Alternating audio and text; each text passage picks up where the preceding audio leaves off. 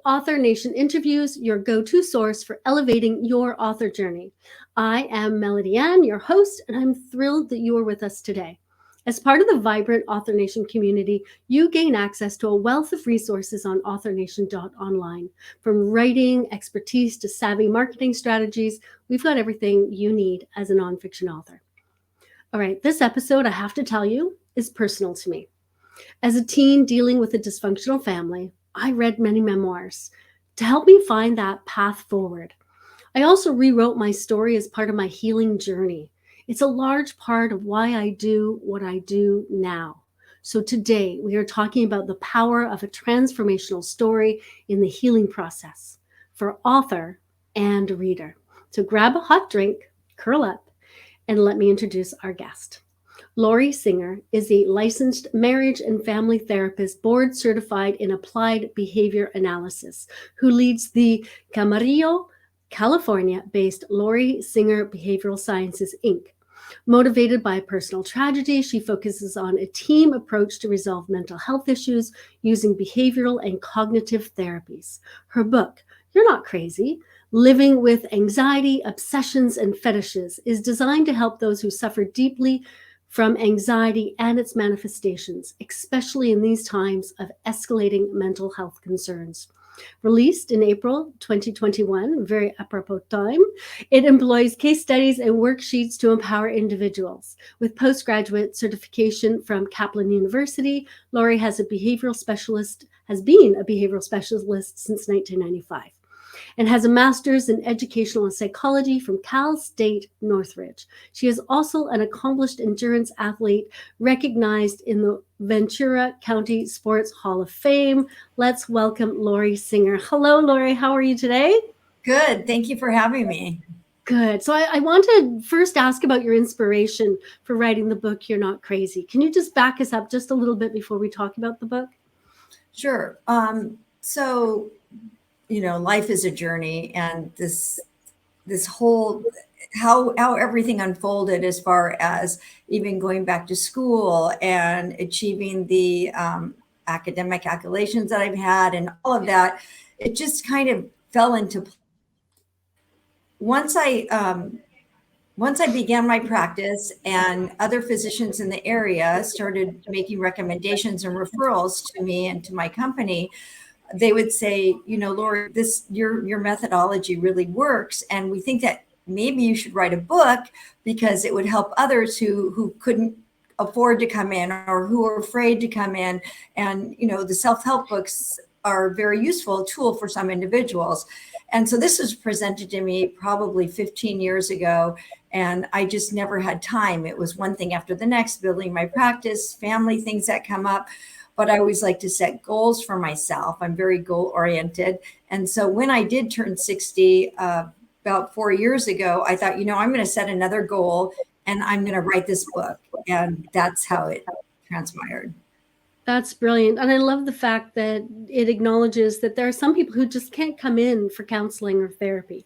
I know when I was a teenager, I didn't have any resources at all. And so reading memoirs was the way I did therapy, interestingly enough. So this is something that's really close to my heart.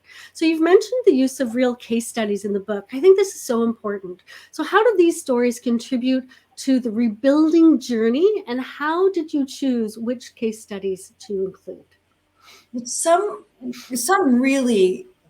case studies just really stand out for me because the case studies that I chose were probably the most difficult that I have had over the past 20 years. And so I wanted to pick something that I wasn't sure if it was going to work out, and it did work out. And I wanted to be specific in each category as far as obsessive compulsive disorder. I wanted to pick a case study that was very, very difficult, and the individuals was just suffering extremely. And that was actually the first case when he came to my office, I thought, I don't even know if I could help this person. I really don't. But it all worked out. And so it was the most extreme cases I wanted to put in the book, because a lot of people that come to see me, Melody, they feel like their case is the worst case, that nobody else has suffered the way that they suffered. And so when they hear of a case or read about a case that, oh my gosh, that person was worse than I was, I can do this. If they can do it, I can do it.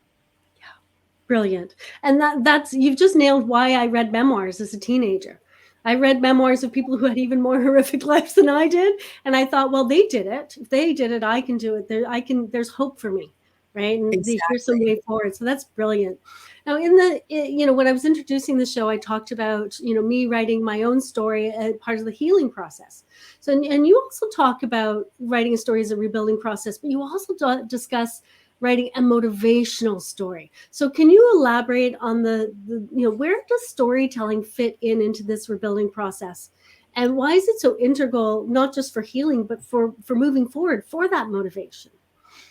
I think because it the motivational story is about not just focusing on what is bothering you so much, because what happens is we get these negative thoughts in our head and then we perseverate on them and then we live up to the expectation of those negative thoughts. So it's important to replace those with positive thoughts, no matter how small they are. The fact that you are trying to help yourself it's motivating, it's pushing you in the right direction. So let's say, for example, we'll use the OCD, obsessive compulsive behavior again. So it might start off with, I'll just use myself as an example. My name is Laurie. I have the diagnosis of obsessive compulsive disorder, but that does not define who I am. I'm taking steps in my life so that I can move forward. So it's kind of like a positive mantra, self-talk. And these stories, depending on each case is individualized, but in some cases, they have to read the story twice a day to start with, to keep reminding themselves, oh, that's right. I am taking steps to better myself, to help me make better, healthier choices in my life. Yeah, yeah.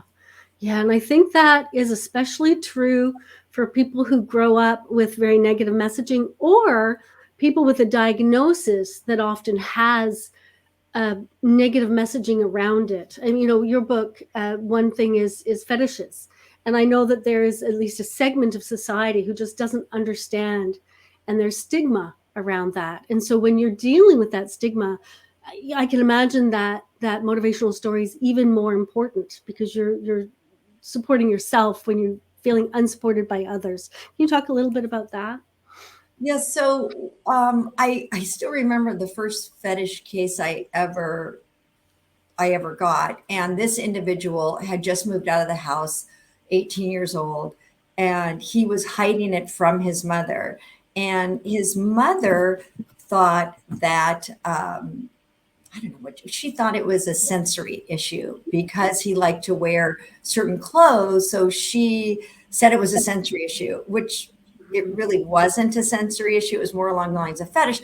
But I had to try, I was kind of like a detective trying to figure out what is going on here, because I know it's not sensory. So I'm just pretty straightforward and would ask questions regarding some sexuality and the type of clothing. And once I let him know, oh, this is what you have, let's read the characteristics of this diagnosis. And he was so relieved to find out that there's other people like him and that he can go shopping and buy this. He doesn't have to steal it from a dryer from his apartment building where he's going to get in trouble and get evicted. No, you can actually buy this garment of clothing. It's okay. Yeah, exactly. Brilliant. Thank you.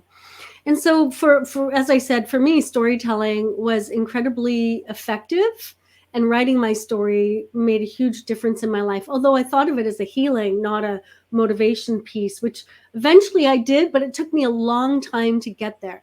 But I've met people who are resistant to writing their story. They're afraid of revisiting trauma. They're not sure if it'll work, maybe more harm than help. Can you just talk about the effectiveness of writing a story, and what, if we're going to do it, what we should be thinking about?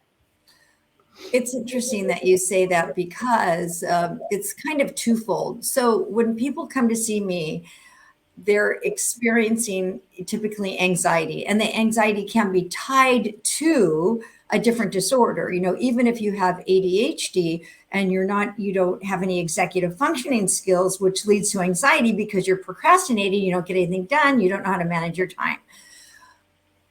Something in the past could trigger emotions. Let's say you did not do well in school. You were always sent to the principal's office because you had ADHD. So that is traumatic. Not knowing how to deal with that and getting really poor grades, I still need to know about it initially. So you might have to uncover some things that are uncomfortable. Now, but it is a healing process. Once you talk about it and realize, oh, so this is what happened, and it kind of shaped me who I am today, it takes a weight off your shoulders knowing that it's really not all your fault. You are surviving with what you were given, and now you're going to get more tools, whether that's you writing your own story or learning new strategies. I think you have to know where it originated, and then you move forward. You don't have to dwell on it and live in the past, but you should move forward. And interestingly enough, when I was writing this book, I had no intention of really writing so much about my own past. And then I thought to myself, you know, it's fair for the readers. They want to know, how do I know about anxiety? How do I know about dysfunction? So I thought, well, I'm just going to share what I can. And then hopefully the readers will understand that I have empathy and understanding that way. Yeah, that's a really good point. Although I just want to add, I want to move on with that, but I just want to say that the answer to that past question, I get the feeling that if you're worried about your story re-traumatizing you, the best thing to do is to tell it in front of a therapist, you know, where you're getting the support you need while telling the story, so it can be healing rather than harmful. I just wanted to add that. Right. And I also think too, Melody, another important factor in that is that we might normalize our childhood or tragic events that occurred with us because we don't realize, or we haven't given ourselves time to heal through that. And so we just might mention it matter of factly, you know, and then the therapist will point out, gosh, I'm so sorry, you know, that should never happen to a child. And I'm sorry that it happened to you. So I think, like you said, is retelling your story in front of a therapist will give you validation and some type of comfort, or it should anyway.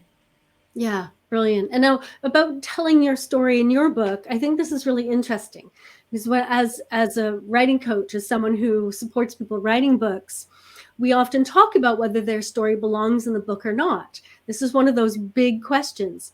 And Yes. for a book like yours, there are two pieces. One is your education and your experience, right? That professional piece. And yet there are therapists, doctors, lawyers, whatever, who have all this knowledge yet are not compassionate or empathic, or they're cold and they're just kind of matter of fact. And then, but if you have all of that experience and all of that education, and on top of that, you have something that's happened in your life, whether to you or to a family member or something you've seen in the world that brings that empathy to you, I think putting those together is extremely powerful. Have you found that? I, you know, I do. And I also think that, you know, when you mentioned writing your stories and how it's helped you, that was the first time that I had ever really put it in writing. And I think for me, it was extremely helpful as well to actually put it out there. And I really wasn't sure, how much do I share? You know, okay, I shared the death of my son, which was, you know, very traumatic. But then I also shared the fact that my mom was an alcoholic and drug addict and left my family when I was very young. And that's something that I never really talked about out loud. And then to put it in a book. And I have to share this with you. The first podcast I ever did, I thought they were just going to ask me about the book. But like one of the first questions was, so tell us about the death of your son. And I was taken back a little bit, just because I thought, oh, I didn't know we were going to talk about this. But now it's really, I think it's helped me. And I'm glad that I put those two life-changing events inside my book. Yeah. Yeah, I think so too, and I think it matters to your readers as well, that you can be, you can show that you have come through something and healed as well. Not to say that if you've had a perfect life and your therapist, you're not a good therapist. It's not what I'm saying. I'm just saying that figuring out what part of your story to tell is a really important part of any nonfiction book. And about your book, something that I really love about it, something that I'm so excited about, is it's not just a book. It has case studies and information, but it's also a workbook. And the work part, I want to talk about the workbook part because it's designed to empower individuals, right, to become their own therapist. As you said earlier, we can't always afford a therapist of our own. So, how does this hands on approach contribute to the rebuilding process? And what feedback have you received from readers who've engaged with the workbook? Well, interestingly enough, again, I've had people in different states even contact me and ask me a question because I always try to make myself available. If you read the book or you have questions, you just email me and I will get back to you. Um, they found that the workbook was very, very helpful, and family members as well, because it's not just about the person who's experiencing the anxiety. It's about the entire family unit or the partner who's ever living with it, or even a very close friend can help take data. There's data sheets in there, as you said. There's the positive affirmations in there, everything you can print out to help make your treatment plan, your own treatment plan, which is amazing to me. I mean, everything that we do, I mean, I couldn't put everything in there, but the basic steps of what we do in my company is in that book. It's step by step where you can help yourself. Yeah. And I think that's really important. I'm so excited about that. It's not just workbook, it's not just book, it's this beautiful combination that helps people gain the information they need and then apply it. Because that's where we sometimes falter. We read lots of good books and we don't apply it. So this is brilliant. Thank you. To wrap up, I want to know your thoughts now that you help people with their stories. You're also an author. So, in the context of your book and your experience, what advice would you give to aspiring nonfiction authors who want to also write impactful narratives? And they want to focus on the rebuilding and the transformation, not just for themselves, but for anyone who might read the book. What would some of your advice be? The best advice is just get started. I think for a lot of authors, and I'm already trying to, I'm contemplating writing another book, and I know what's involved and it can be very scary. But if you take it step by step, I think writing some type of an outline of the book. What do you want to encompass in that book? What do you want it to entail? And then just start writing, headline it, and in between your captions, write down a few things that you want to discuss in that. I think, as you mentioned, it takes on a life of its own. And I think once you just sit down and put your thoughts on paper is the biggest step. Yeah. I'm not sure how you feel about that. Yeah, absolutely. Well, I always tell people that you can't edit a blank page, right? I can't pull things out of people's heads. But once and they're like, yeah, but my writing's terrible. It doesn't matter. Once it's down on paper, we can start working with it. We can make it whatever you want it to be. So, okay, if you're looking for Laurie's book, you can check out yournotcrazybook.com. I think if you are looking to write your memoir, just going through a book like this will be healing, but it will also help you with your story, the one you want to write that one day you want published. I think this is a brilliant idea. One other question, Laurie, as we wrap up. Have you ever heard the expression, write from your scars, not your wounds? So don't No. write when you are so raw, right? When you're still angry and don't write a book to publish it when you're still in that space. Do you think there's a point in healing where it makes more sense to publish a book so you're not coming from that raw, still like full of emotion? As you know, it's a long process. So by the time you write it and edit, which, edit, I had no idea what edit even meant, but really what edit means is rewriting, rewriting, rewriting, and adding to it. And it transforms into something amazing by the time you're done. So even if you said like you start with a couple sentences and then add to those sentences, by the time you write your manuscript and then you go back and edit, it's amazing the transformation that takes place during that. So I wouldn't worry so much about what it looks like initially, because it's going to change along the way. It like metamorphosizes into from a caterpillar to a beautiful butterfly. Yeah, brilliant. Thank you so much, Laurie. I've really enjoyed this conversation.